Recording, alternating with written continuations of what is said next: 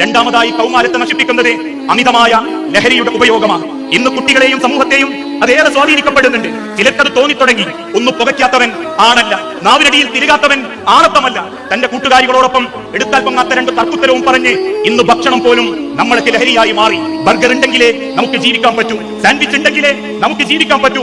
വീട്ടിൽ വെച്ച് വിളമ്പി വെക്കുന്ന നല്ല കളങ്കമില്ലാത്ത ഒരു ശരീരത്തെയും നശിപ്പിക്കാത്ത ഭക്ഷണം ഉണ്ടെങ്കിലും നമുക്ക് ആ ഭക്ഷണങ്ങൾ വേണ്ട. കുത്തിപ്പൊരിച്ചതും ചീറിപ്പാഞ്ഞതും പൊട്ടിത്തെറിച്ചതും അല്ലെങ്കിൽ വെറൈറ്റികളായ ഭക്ഷണങ്ങൾ വേണം. ലഹരിയാ ചിലർക്ക് അത് ആഴ്ചയിൽ 2 തവണ തിന്നിട്ടില്ലെങ്കിൽ, ദിവസം 1 തവണ തിന്നിട്ടില്ലെങ്കിൽ ചില ആളുകൾക്ക് സങ്കടങ്ങളാവാൻ തുടങ്ങി.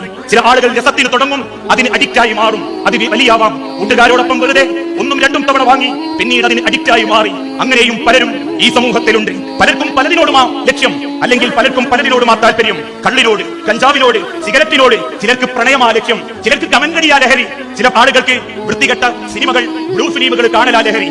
ഓരോന്നും നമ്മളെ നശിപ്പിക്കാൻ കാരണമാകുന്നത്